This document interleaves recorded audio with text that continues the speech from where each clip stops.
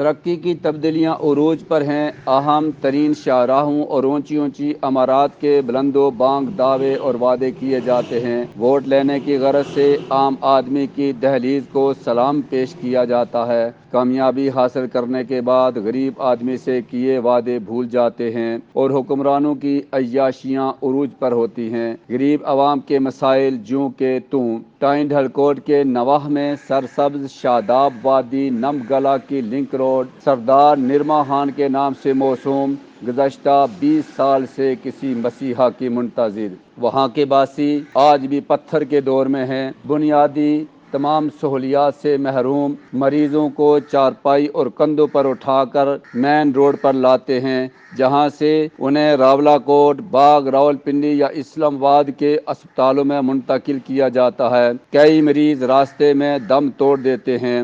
سردار Nirmal Khan road اگر پختہ ہو جائے تو چیڑالہ، چمبا، نم سیداں اور سہاوا تک کے ملحقہ بہت سے دیہات مستفید ہو سکتے ہیں۔ ارباب اختیار بالخصوص ممبر قانون ساز اسمبلی سردار محمد صغیر خان چغتائی اور سردار عبدالخالق وسیع ممبر کشمیر کونسل نم گلا اور دیگر دیہات میں بنیادی سہولیات پر توجہ دیں، ورنہ عوام عنقریب سر بکف ہونے والی ہے اور دمادم مست قلندر کا نعرہ بجانے والی ہے۔ سید تصور حسین شاہ، KE نیوز، ٹائن، نم گلا، آزاد کشمیر۔